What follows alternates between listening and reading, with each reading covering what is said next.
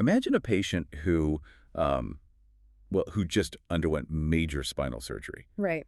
and the hospital calls a specialized van to take them home to recover. It sounds, like a beautifully simple point A to point B trip, right? On paper, it does. Exactly. You order a vehicle, the patient gets in, and they get dropped off at their front door. But consider what actually happens if that driver who's navigating city traffic suddenly has to slam on the brakes at 40 miles an hour. It changes everything. Right. If that patient's wheelchair isn't secured to the absolute millimeter-like, perfectly aligned to absorb kinetic energy, that simple ride home turns into a catastrophic, life-threatening event. Yeah, and that's the hidden reality of this industry.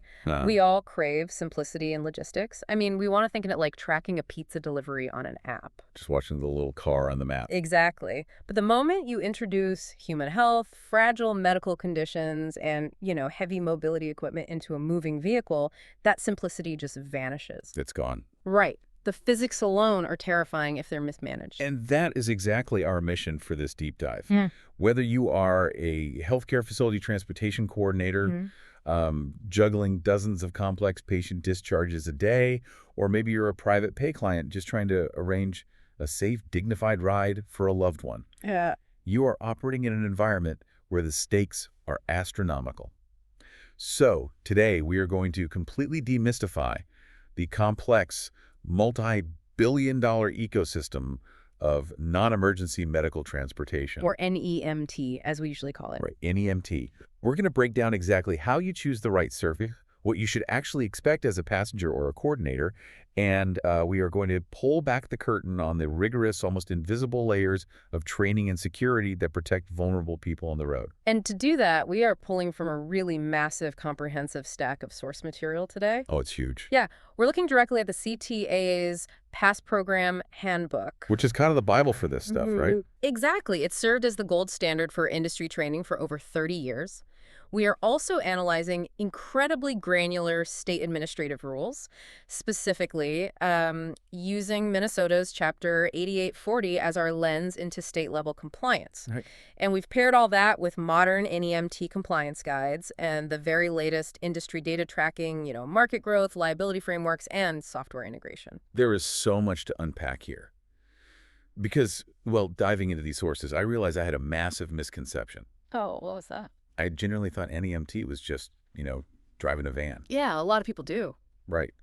But the sheer scale of vetting, the specialized medical knowledge, the legal frameworks operating in the background, it is just staggering. It really is an iceberg. Absolutely. So before we can even begin to talk about selecting the right vehicle for a patient, we have to establish the fundamental divide in the broader medical transportation universe. Right, the core division. Because if coordinators or patients don't understand this initial divide, we risk, quite literally, crashing the healthcare system's resources. It is the single most important triage decision in the entire process. Yeah.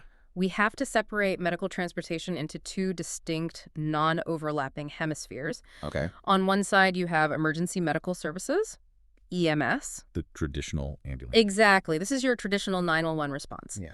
EMS relies on highly trained paramedics and emergency medical technicians. EMTs. Right. The vehicles, ambulances, are essentially rolling emergency rooms. I mean, they're loaded with advanced life support equipment, cardiac monitors, intravenous drugs, airway management tools. Oh, yeah. And this tier is strictly for urgent, life-threatening events. Right. We are talking about active myocardial infarctions, severe blunt force trauma, ischemic strokes, or, acute respiratory distress. So situations where the medical intervention absolutely must happen during the transport itself just to keep the person alive. Precisely. The transport is actually secondary to the immediate medical stabilization. That makes sense. Yeah. But on the completely opposite side of that divide, we have non-emergency medical transportation. Right. NEMT is meticulously designed for medically stable patients. Okay, stable patients. These are individuals who do not require medical intervention during the drive. They simply need specialized physical assistance accessing care. Like who, for example? Well, we're looking at seniors heading to routine preventative checkups or individuals with permanent mobility challenges, dialysis patients who require recurring weekly transit. Oh, sure. Or even patients who have just been discharged from a hospital after a procedure and are entirely stable, but, perhaps lack the physical strength to drive themselves. To give you a visual on why this distinction matters so much, think about it like this. Okay. Using EMS for non-emergency is like deploying a massive, fully staffed fire engine. Lights and sirens blazing, stopping traffic, with a whole crew of firefighters jumping off just to fix a leaky faucet in your kitchen sink. That's a perfect way to put it. Right. While NEMT, on the other hand, is the highly specialized, perfectly equipped plumber who shows up at the scheduled time, in the right vehicle, with the exact right tools for that specific job. That analogy perfectly captures the systemic danger of blurring those lines. Yeah. Because when a facility or a panicked family member uses that fire engine for a leaky faucet, it generates a massive undue burden on the emergency response system. Because that ambulance is now tied up in traffic doing a totally routine drop-off. Exactly. If an ambulance is transporting a medically stable patient to a podiatrist appointment simply because the facility didn't know how to properly book an NEMT vehicle, that life-saving ambulance is functionally offline. Oh, wow. Yeah, it's taken away from someone 3 streets over who might be in the middle of a genuine cardiac arrest. The system strain is incredibly dangerous. And if we extrapolate that to the demographic shifts happening right now, I mean, the baby boomer generation is aging rapidly. Silver tsunami. Exactly. We have this massive silver tsunami, and healthcare needs are rising across the board. Yeah. If NEMT isn't properly utilized as a pressure release valve for the broader healthcare system, EMS is just going to buckle under the weight of non-emergency calls. The math is unforgiving. I mean, the NEMT market is projected to reach over $15.5 billion by 2028, entirely because of that demographic shift. That's a huge number. It is. It is no longer just a niche service. It's an essential load-bearing pillar of modern healthcare infrastructure. Right. It's the release valve that keeps emergency 911 services from collapsing under the weight of sheer volume. But, well, let me push back on this because I think a lot of listeners might be wondering the same exact thing. Sure. If I'm a patient or if I'm looking at my parent who feels absolutely terrible, maybe they are in severe pain from a deteriorating hip. Right. Isn't it always an emergency to me? I mean, pain is subjective. Fear is subjective. Absolutely. So how do dispatchers or transportation coordinators actually draw that firm, objective line between EMS and NEMT when the patient is practically crying out in pain? That is the crucible of transportation coordination, really. And it comes down to the strict clinical definition of medical stability. Okay, medical stability. Yeah. A patient might be in agonizing pain from a post-surgical wound, or they might be severely nauseous from chemotherapy. Right, which sounds terrible. Their subjective experience is completely miserable. But objectively, their vital signs are stable. They're not at acute risk of their physical condition rapidly deteriorating into a life-threatening, catastrophic event during a 20-minute drive across town. So it's about the risk of a sudden crash in their vitals. Exactly. If the patient requires continuous medical monitoring, say, they need a continuous heart monitor hooked up, or they might require immediate reactive medical intervention like intravenous drugs or emergency oxygen management while in transit, that automatically triggers an EMS requirement. Right, because the driver can't do that. Precisely. But if their heart, lungs, and neurological baseline are doing their job just fine, and they simply need expert physical assistance getting from their wheelchair into a safe, crash-tested vehicle seat, that is the realm of NEMT. That completely clarifies the boundary. The line is really defined by the necessity of intervention during the ride. So, assuming we are firmly in the NEMT realm, and the patient is medically stable, how do coordinators and clients actually choose the right NEMT ride? That's the next big hurdle. Because reading through these compliance guides, this is not a one-size-fits-all fleet of identical white vans. Not at all. It is a highly stratified ecosystem. Choosing the right tier comes down to matching the vehicle strictly to the patient's exact physical reality and anatomical needs. Okay. There is a core trinity of NEMT modalities. Ambulatory wheelchair, which is frequently referred to in the industry as ambulette and stretcher transport. Let's really dig into the mechanics of these three, because this is where a transportation coordinator makes or breaks their day. Yeah, getting this wrong is bad. Right. So first up is the ambulatory tier. Ambulatory transportation is specifically chosen for patients who can walk independently or who can walk with minimal assistance. Like with a cane. Exactly. This includes patients who rely on a cane, crutches, or a walker. These are often folks recovering from a minor outpatient procedure. They are cognitive, they are stable, but they just need a steady, trained hand. Right. The driver provides basic physical assistance getting in and out of the vehicle, perhaps, offering an arm to stabilize them while navigating a steep curb or an icy sidewalk. But the patient fundamentally bears their own weight. They don't need to be carried. Right. They do not require the driver to lift them. And because it requires the least amount of specialized hardware, it's usually the most cost-effective option. And then we move to Tier 2, ambulette or wheelchair transport. Right. This service is specifically selected for medically stable patients who are wheelchair-bound or have such limited mobility that navigating stairs or bearing weight is impossible. Okay. But, and this is crucial, who are physically capable of sitting upright. Got it. Upright is the key. Yes. This tier requires incredibly specialized, heavily modified, accessible vehicles. Like what kind of modifications? We are talking about vans equipped with either high-capacity hydraulic wheelchair lifts or reinforced deployable ramps. Okay. It requires complex securement systems integrated directly into the chassis of the van to lock the chair to the floor. And it requires a driver who's heavily trained in the physics of loading and unloading. Wow. Okay. And the third piece of this core trinity is stretcher transport. Stretcher transport within the NEMT umbrella is for patients who absolutely must remain lying down, but again, who do not require emergency medical intervention or an IV drip. Right. They're still stable. Exactly. These are permanently bedbound individuals. These might be patients suffering from severe pressure sores where sitting in a wheelchair would cause excruciating skin shear and tissue damage. That sounds awful. It is. It also includes post-surgical transports where sitting upright is medically contraindicated, or routine inter-facility transfers like moving a fragile patient from a hospital discharge down to a long-term skilled nursing facility. Okay. It utilizes non-emergency vehicles equipped with heavy-duty stretchers, operated by handlers who understand the precise ergonomics of moving a human body on and off a gurney without causing orthopedic injury. The decision matrix for a healthcare provider is incredibly precise then. It has to be. They have to evaluate the mobility level. I mean, can this person walk? Can they bear weight to sit? Or must they remain supine? Exactly. They have to evaluate the medical condition, the level of physical assistance required at the threshold of the home, how time-sensitive the trip is, and of course, the massive liability risk. Which is a huge factor. To put this in perspective for you, imagine a patient recovering from minor cataract surgery. Right. They just need a steady hand getting from the brightly lit clinic door out to the curb and a safe ride home.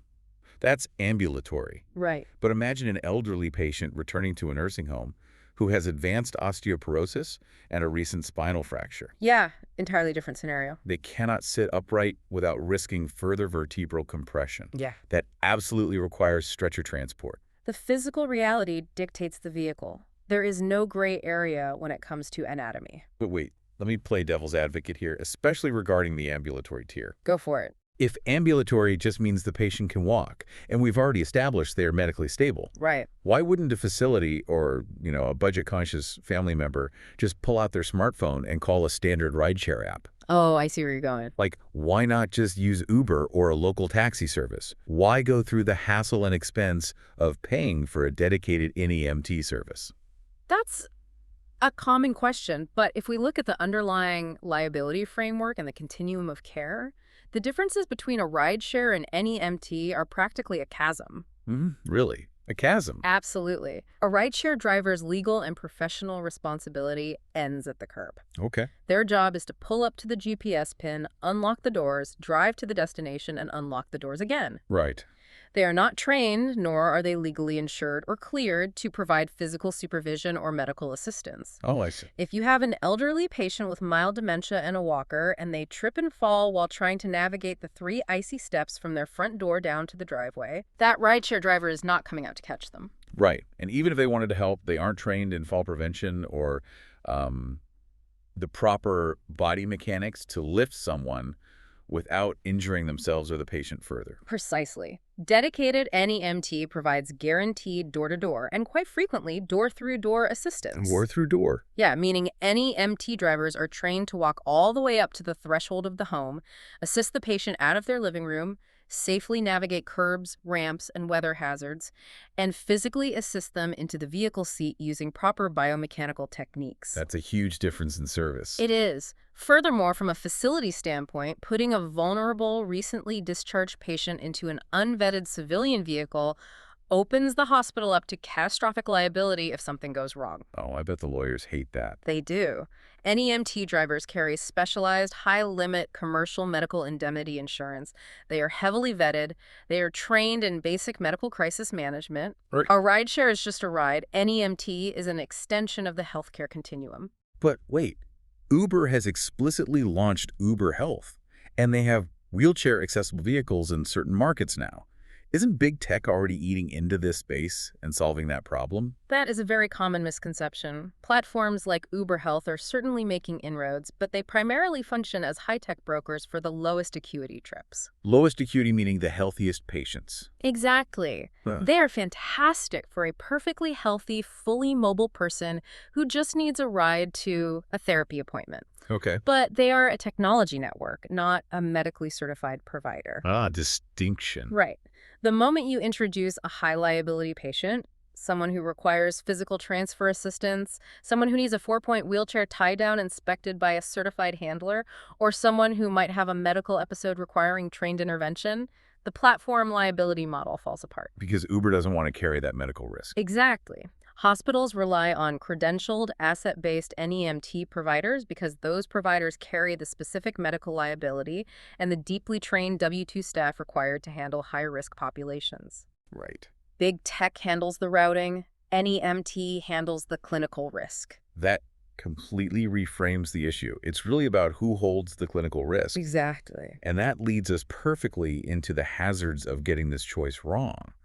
Because, well, choosing the right tier isn't just a matter of making sure the passenger has a comfy seat. Not at all. Forcing a patient into the wrong transport category triggers an absolute domino effect of hazards for both the patient and the healthcare provider. The source material is adamant about this. There are 4 major hazards of inappropriate vehicle selection. Okay, let's go through them. The first, and undoubtedly the most critical, is the sheer safety risk. Right. Let's say a coordinator tries to save money and puts a patient who lacks the core abdominal strength to sit upright into a standard wheelchair transport instead of a stretcher. Oh, that sounds dangerous. It is. During a normal 30-minute drive, that patient's torso will inevitably slump forward. Their airway could become severely compromised, leading to hypoxia, or they could suffer severe muscular tearing. Furthermore, if a driver isn't explicitly trained to use complex wheelchair tie-downs properly, a sudden stop at 40 miles an hour could rip that wheelchair right from the floor. Oh my God. Yeah, turning the mobility device into a devastating projectile, severely injuring the patient and the driver. That is terrifying. It happens. The second hazard outlined is delays in care, which on the surface sounds like a mild inconvenience, but in this context, it's really not. No, it is a massive systemic failure. NEMT plays a foundational role in reducing missed appointments and preventing hospital readmissions. How does getting the vehicle wrong cause a delay, though? Imagine a facility books an ambulatory vehicle for a patient, but that patient actually cannot navigate the steep stairs of their porch without a wheelchair and a mechanical lift. Oh, I see. The driver arrives, assesses the physical reality, and realizes they cannot safely load the patient without risking a fall. Right.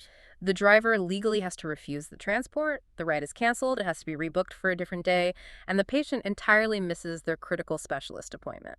And the third and fourth hazards are the resulting increased costs and the massive liability exposure for the facility that booked the wrong ride in the first place. Exactly. Which brings us to a really fascinating dilemma highlighted in the sources. The paratransit dilemma. Oh, yes. This is a big one. Because when people think of wheelchair transport, a lot of them immediately think of the city bus system. We really need to contrast dedicated NEMT with paratransit.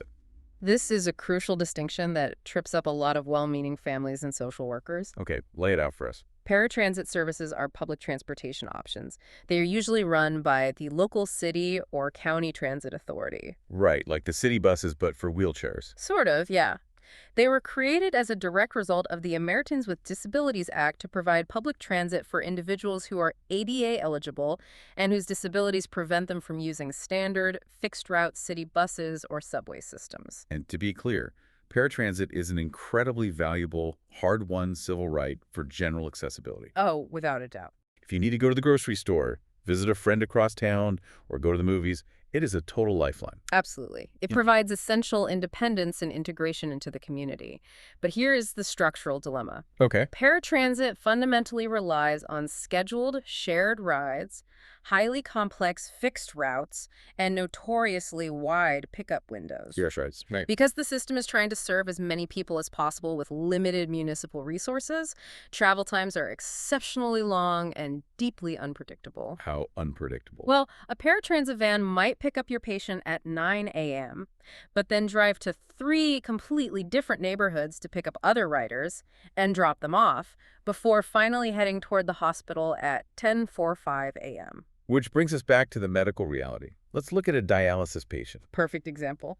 Dialysis requires strict, mathematically precise treatment windows to filter toxins from the blood. If a patient misses their designated slot at the clinic, they simply do not get dialysis that day. Toxins build up in their bloodstream, and it becomes a severe, life-threatening emergency very quickly. It's extremely time sensitive. So if they are relying on a shared ride paratransit van that gets delayed across town because another passenger took 20 minutes to board, they miss that critical window. Exactly. So what does this all mean? Trying to use paratransit for strict medical appointments is like trying to use a city bus schedule to time a perfectly cooked souffle. That is the perfect way to visualize it. Right. It requires a level of pinpoint precision that the municipal system just isn't built or funded to provide. Paratransit is engineered for volume, equity, and general access, not for the time-sensitive life or death precision required by specialized medical care. But let me push back again because this feels like a massive loophole. Okay. Paratransit is literally designed, mandated, and funded by the government for individuals with disabilities. It is an ADA mandate. Yes, it is. Shouldn't it absolutely be the default for medical trips to save the healthcare system money? Why are we bypassing a publicly funded system? This raises a really important philosophical and logistical question about the difference between a service being accessible and a service being appropriate. Accessible versus appropriate. Right. Yes, the physical vehicle itself is accessible, it has a lift, it has tie-downs, but the underlying service model is fundamentally inappropriate for time-sensitive medical care. Okay. The compliance sources are very clear on this delineation. Paratransit is suitable for non-urgent, flexible transportation. Like checking out a library book. Sure. Or if a patient is going to a general practitioner for a routine biannual checkup where being 45 minutes late might just mean they have to sit in the waiting room a bit longer reading a magazine. Right. In that case, paratransit might be an acceptable cost-saving choice. But for hemodialysis, radiation oncology, or strict surgical follow-ups, the systemic unpredictability of shared routing makes it a medically dangerous choice. Because you can't be late for chemo. Exactly. Dedicated NEMT is a direct point A to point B ride. No municipal detours, no shared routing delays. That direct predictability and dedicated asset allocation is exactly what the healthcare system is paying for. That makes total sense. It's the difference between a public utility and a dedicated medical asset. Exactly. So we now know exactly which vehicle to order, what the anatomical tiers are, and exactly what public options to avoid for strict appointments. Right. But here is the reality check.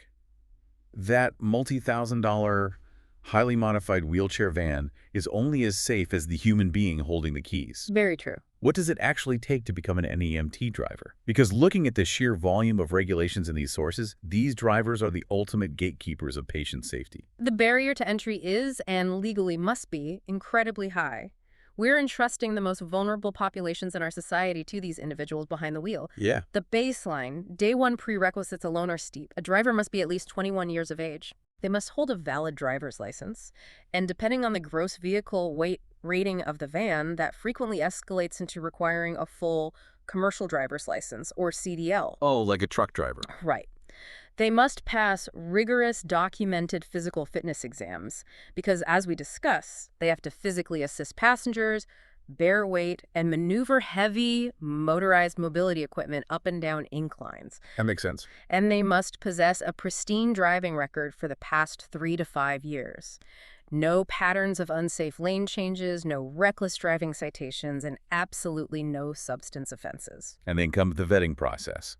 I was reading through the background check requirements outlined in the sources, and it is practically like applying for a federal security clearance. It really is. It is a multi-layered gauntlet heavily mandated by both the Department of Transportation, the DOT, and the Fair Credit Reporting Act, the SCRA. Yes. And I actually had to look that up. Why does a Credit Reporting Act dictate background checks for a medical driver? That's a great catch. The FCRA is often misunderstood as just being about your FICO credit score. Right, like getting a mortgage. Exactly.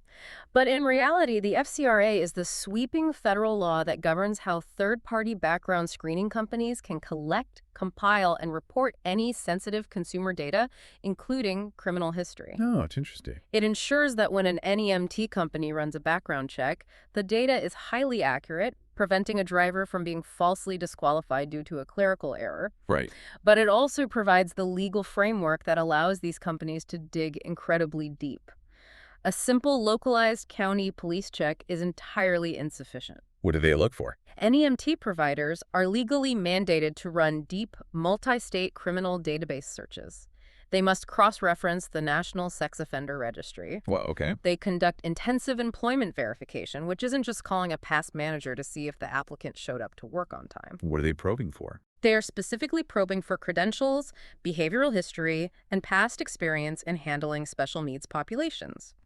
Have they worked with vulnerable adults before? Do they have a history of patience and de-escalation?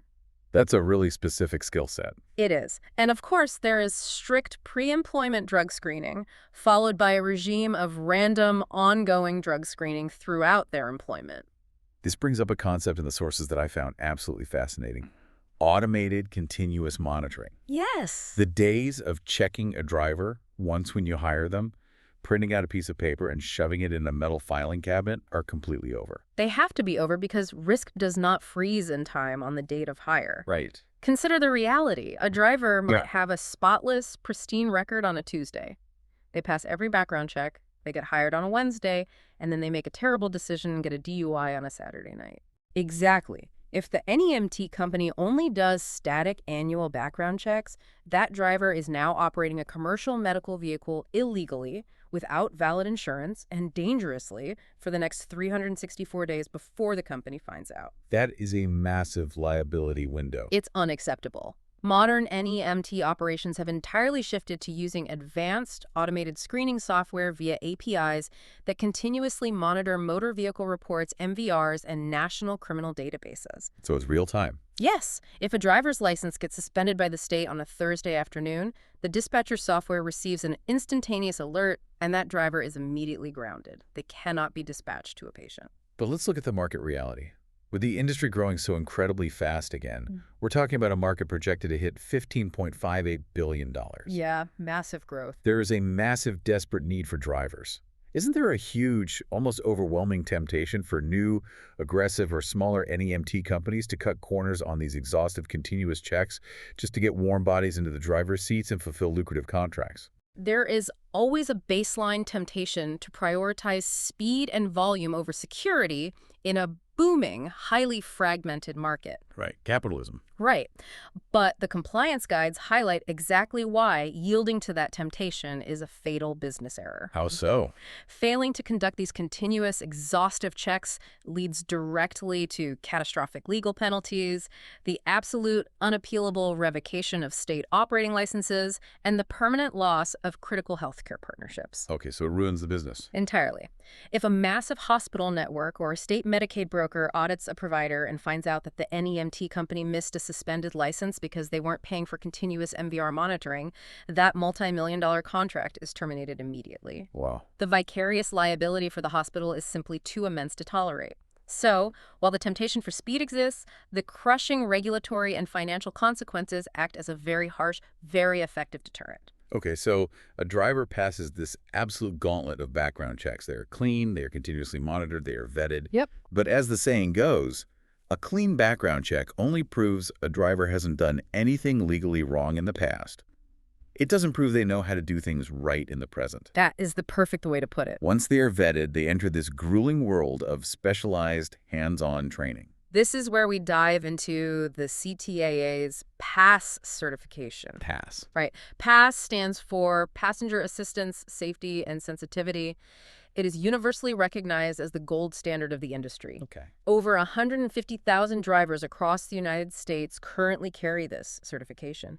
It is important to understand that this is not just a quick multiple-choice video module you passively watch in a break room while eating lunch. Right. It's not a corporate sexual harassment video. Exactly.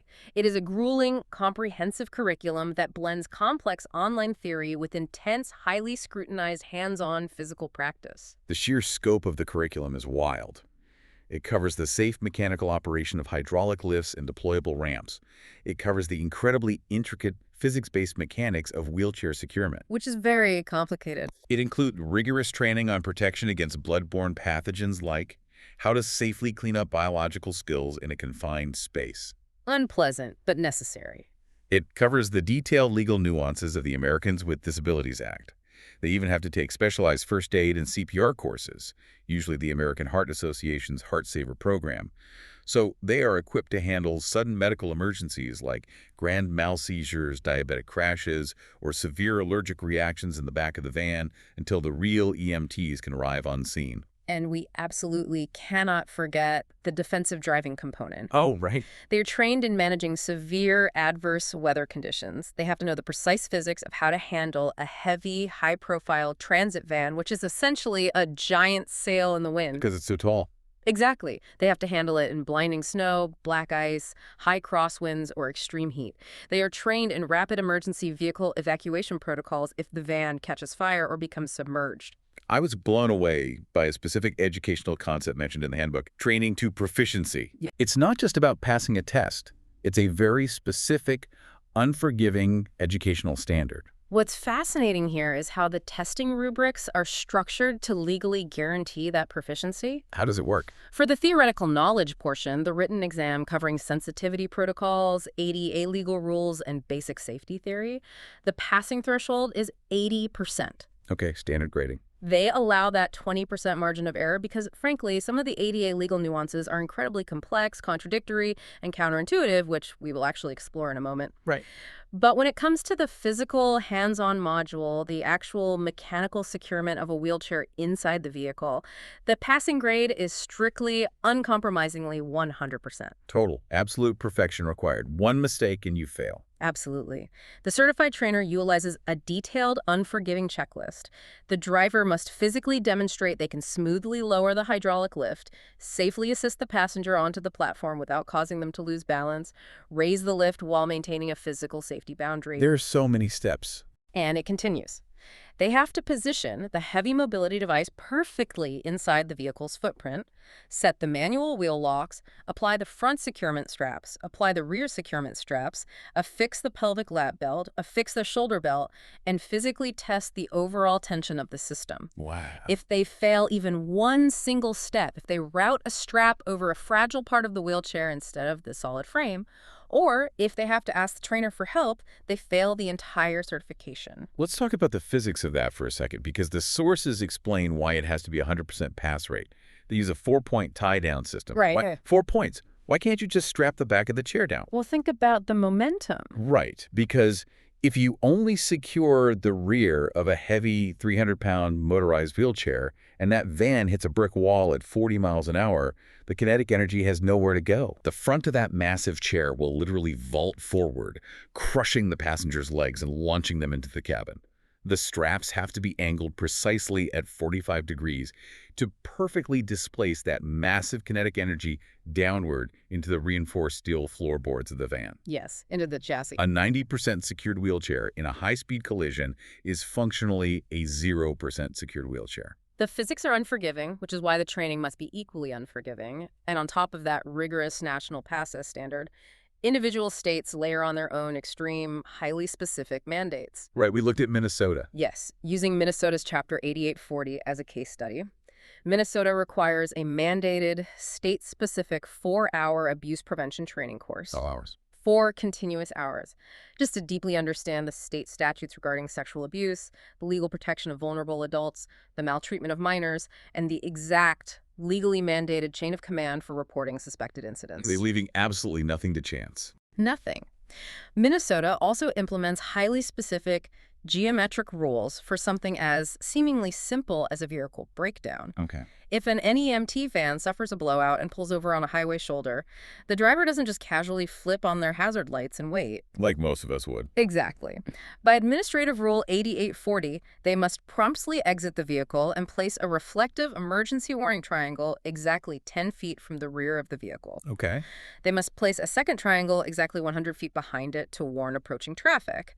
And if it happens to be a divided one-way highway, they must place a third triangle exactly 200 feet back. That's incredibly precise. They are rigorously trained in spatial awareness, geometry, and precise safety protocols for every conceivable environmental scenario. I have been waiting to bring this next part up because it blew my mind. We teased the complexity of the ADA rules a moment ago. Yes, the 10th. I was reading through the past handbook, and there was this fascinating, almost philosophical tension embedded in the rules between physical safety and fundamental civil rights. It is a profound conflict. The handbook clearly states that the safest, universally recommended way for a wheelchair user to ride a hydraulic lift up into a vehicle is by facing away from the vehicle, facing backward. Yes, that is the universally recognized biomechanical safe practice. Why is that? It prevents the mobility device's center of gravity from tipping dangerously forward if the passenger suddenly shifts their weight or leans.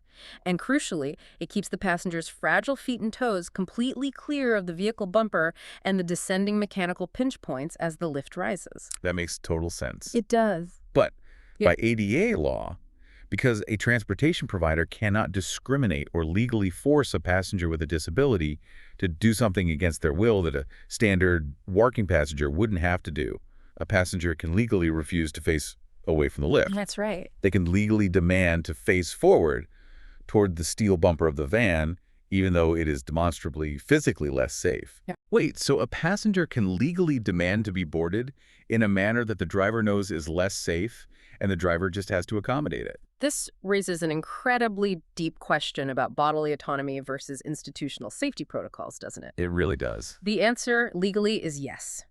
The ADA compels transportation providers to treat passengers as autonomous human beings with agency, not as fragile cargo to be managed. Okay, I see.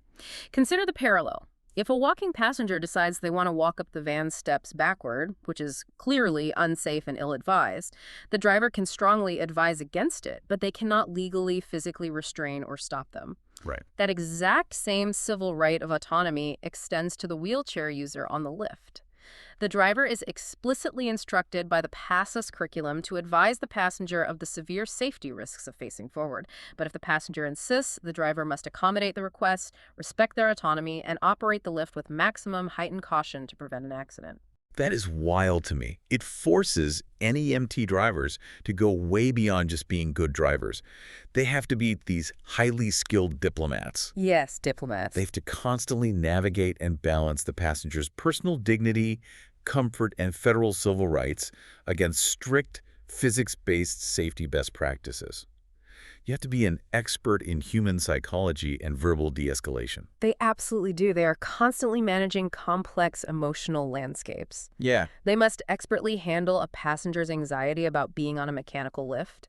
They might be dealing with a passenger who is deeply frustrated by their recent loss of mobility, or a patient whose heavy pain medication is severely affecting their mood and causing them to lash out. Which is completely understandable. Of course. The training requires drivers to consistently use people-first language, to maintain respectful eye contact at eye level rather than hovering over the wheelchair, and to possess deep clinical empathy. Empathy is key. They have to understand, for example, how a high spinal cord injury might severely compromise a patient's autonomic nervous system, affecting their ability to regulate body temperature. Oh, wow. Meaning the driver needs to proactively adjust the cabin air conditioning before the patient even has to ask. The sheer level of empathy, psychological awareness, and emotional intelligence required to do this job well is astounding. Which brings us to another massive, largely invisible layer of responsibility. Right. We have spent all this time talking about how NEMT drivers are physically securing the patient's body and managing their emotional state. But they are simultaneously transporting something equally fragile, entirely invisible, and highly regulated by the federal government. Protected health information, or PHI. The invisible shield. NEMT operations are heavily, uncompromisingly bound by IPA, the Health Insurance Portability and Accountability Act. Yeah, IPAA. When a central dispatcher sends a driver out to pick up a patient, that electronic trip manifest contains the patient's full legal name, their exact home address, their highly specific medical destination, which might be a psychiatric evaluation clinic, an HIV treatment center, or an oncology ward. And it often contains granular details about their physical condition and underlying diagnoses, so the driver knows exactly what specialized hardware to bring. All of that data combined constitutes strictly protected PHI. Yes, and under the law, NEMT providers fall under the purview of the HIPAA Omnibus Rule. Okay, what does that mean? This means they are legally classified as business associates of the hospitals and healthcare providers they serve, and they are held to the exact same severe punitive privacy standards as a doctor's office. Wow, okay. They must strictly comply with the HIPAA privacy rule, the complex digital standards of the security rule, and the unforgiving mandates of the breach notification rule. Which completely explains why the technology has changed so much. Yeah. Using a paper trip log attached to a clipboard, which I imagine used to be the absolute industry standard 20 years ago. It was. That is basically the equivalent of leaving a patient's private, highly sensitive medical chart sitting open on a park bench. Anyone walking by the van in a grocery store parking lot could just look through the window and see exactly who in the neighborhood is going to the dialysis clinic or the methadone clinic today. The privacy implications of paper are terrifying, which is why the entire industry has rapidly, aggressively shifted away from paper logs, unsecure Excel spreadsheets, and unencrypted emails. Thank goodness. The risk profile of insecure data transmission is simply too high, and the federal fines for a single HIPAA violation can easily bankrupt a mid-size NEMT company. Modern, compliant NEMT operations rely heavily on complex, AI-driven software architectures to automate their HIPAA compliance from end to end. Let's actually talk about how that software works on a mechanical level. Yeah. Because it's not just putting a simple password on a PDF file. No, it's much deeper. It utilizes a structural framework called RBAC role-based access controls. RBAC, yes. Think of RBAC like a highly sophisticated hotel keycard system. The person working at the front desk in the billing department can see that you have a room, and they can see exactly how much you paid for it. But their keycard will absolutely not let them physically open your door to see what you are doing inside. Great analogy. In the NEMT software, the billing department can see the insurance codes and the trip mileage to submit the invoice, but they have zero access to the driver's clinical notes about the patient's condition. Right. The dispatcher, with a different keycard, sees the big picture, the GPS map of where all the vans are and the overall logistics, but they don't see the patient's deep underlying medical history. Exactly. And the driver. The driver's app is essentially a key card that only opens the door just a crack. It only shows them the exact, limited medical data necessary to complete the trip safely. Vital flags like requires continuous oxygen transport or patient is a high fall risk. That is a brilliant analogy. They operate on a strictly enforced, cryptographically sealed need-to-know basis. And all of this granular data transmission is locked down using AES 256 end-to-end encryption backed by secure, redundant cloud storage. AES 256. AES 256 is military-grade encryption. It is practically computationally unbreakable. If a driver accidentally drops their specialized tablet in a hospital parking lot and a malicious actor picks it up, the data on that device is completely garbled and mathematically useless to whoever finds it. It's just digital noise. Exactly. The software also provides deep, automated audit trails, logging the exact timestamp, IP address, and user ID of exactly who opened a specific patient file and when. Okay, so total accountability. This is a core, non-negotiable, high-pay requirement for forensically tracking potential data breaches. But let me present a real-world high-stress scenario. Yeah. We have all this encryption and access control. Let's say a patient starts having a severe acute medical crisis in the back of the van while on the highway, a grand mal seizure. Okay, very serious. The driver has to pull over immediately and render the first aid we talked about during their past training. How does a driver possibly balance trying to save a human life with these strict, legally mandated communication and documentation protocols required by APAIA? It's a lot to manage. They can't exactly sit there worrying about multi-factor authentication and encryption keys when someone is actively convulsing. That tension is exactly where their intense crisis management training kicks in. The industry utilizes a highly drilled, strict four-step crisis protocol. Assess, communicate, act, document. Okay, SS. Step 1 is assess the situation. The driver must safely pull the heavy vehicle over to the shoulder, avoiding traffic, and rapidly evaluate if the patient is experiencing a minor issue or if they immediately require 911 intervention. And step 2. Step 2 is communicate. And this is precisely where PI intersects with emergency response. Historically, a panicked driver might have grabbed an open, unencrypted two-way radio microphone and yelled, "Dispatch, John Smith at 123 Main Street is having a massive seizure." Oh, broadcasting that over an open radio frequency. Right, that anyone with a $40 police scanner could easily hear. A massive, undeniable HIPAA violation broadcast to the whole city. A huge, federally punishable violation. Today, the protocol explicitly requires secure communication even in a crisis. They use encrypted, instantaneous, secure messaging within their locked dispatch app, or they make a direct, encrypted cellular call to the dispatch center. Okay, so it's secure. They notify 911 directly, sharing only the absolute minimum necessary clinical facts, age, gender, symptom, to get the paramedics rolling to their GPS coordinates. And step 3 is act. Step 3 is act. They physically render the first aid they are trained for, carefully clearing the patient's airway, protecting the patient's head from striking the metal wheelchair frame, and timing the duration of the seizure. Right, and then document. Step 4 is document. After the sirens arrive and the paramedics physically take over the patient's care, the driver's job isn't over.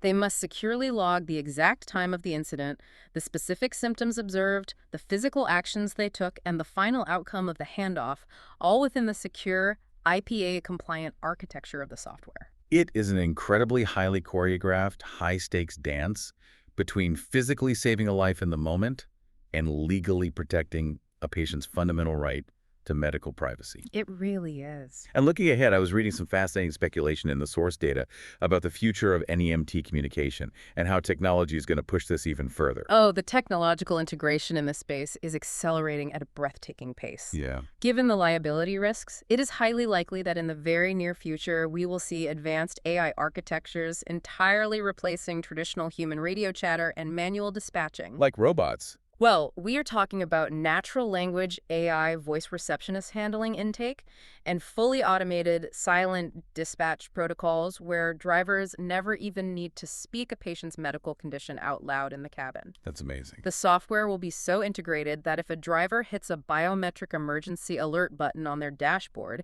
the AI will instantly, silently ping local emergency services with encrypted GPS coordinates, the vehicle's telemetry, and the patient's preloaded critical medical profile. Wow. There will be absolute zero risk of a patient's sensitive condition ever being overheard. That is incredible. It completely reinforces how radically far this industry has evolved from the old stereotype of just driving a van. It's totally different. This is high-tech, high-stakes medical logistics. So let's take a collective breath and bring this deep dive to a close. We covered a lot today. We really have covered a truly mass amount of ground today.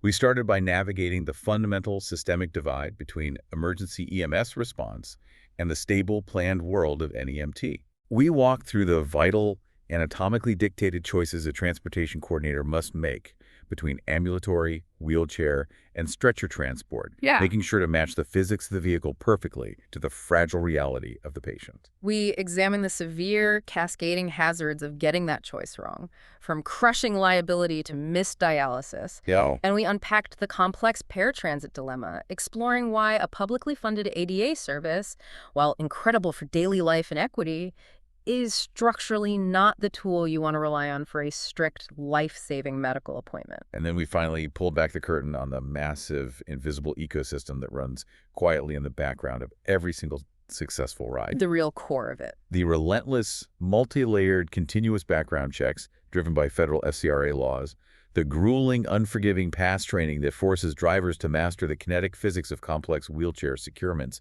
and navigate the philosophical tensions of ADA civil rights laws. Yep. And finally, the invisible, cryptographically sealed shield of HIPAA, RBAC, and AI encryption that protects a patient's most private data from the world.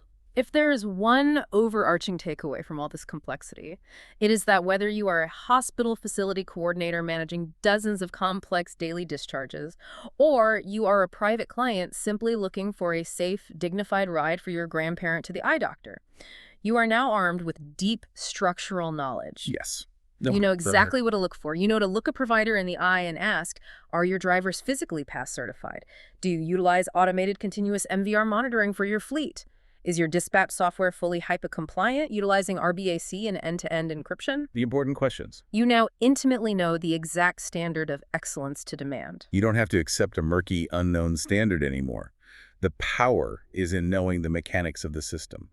But before we sign off, I'll leave you with one final, truly provocative thought drawn from our sources that we haven't even had time to touch on yet. Oh, this is a great point. We spent a lot of time today clearly defining the rigid anatomical lines between a wheelchair transport and a stretcher transport. But advanced technology is already actively blurring those rigid lines. Yes, the introduction of the Broda Traversa transport wheelchair. Exactly. The compliance data introduces this new piece of specialized medical equipment, the Broda Traversa, and it is absolutely fascinating. It really is. It is technically legally classified as a wheelchair, but it is heavily engineered to provide the high-level anatomical safety, the deep postural positioning, and the zero shear comfort of a full stretcher. Right. The early data suggests that new, highly adaptive seating technology exactly like this is currently replacing up to 90% of traditional, highly expensive stretcher trips in certain markets. 90%, that's massive. Think about the profound impact of that. It is giving fragile patients who would normally be forced to lie completely flat, staring at the ceiling in the back of a bouncing van, the dignity of sitting up, comfortably and safely supported, in a much less intimidating, much more humanizing wheelchair format. And from a pure systemic and logistics standpoint, it fundamentally revolutionizes the cost structure of the industry. Oh, definitely. Because deploying a specialized wheelchair transport is significantly less resource-intensive and requires less physical space in a vehicle than a full-size stretcher transport. It is a win for patient dignity and a massive win for healthcare economics. It completely leaves you pondering how rapid, ongoing advancements in medical seating technology, AI integration, and vehicle chassis design might soon completely erase those rigid transportation tiers we just spent an hour so carefully defining. The future is moving fast. The future of non-emergency medical transportation is moving so incredibly fast, and what's beautiful is that it is all fundamentally centered on maximizing patient dignity, autonomy, and uncompromising safety. I couldn't agree more. Well, thank you so much for coming along on this deep dive with us. We started by talking about the incredibly high stakes of medical transport, that overwhelming feeling of juggling vulnerable patients, just hoping you don't drop the ball or make a catastrophic error. Hopefully, armed with the physics, the law, and the compliance frameworks we discussed today, the murky waters of NEMT look a lot more like a clear, highly navigable, and highly secure roadmap. Until next time, keep analyzing the systems around you and keep asking the right questions.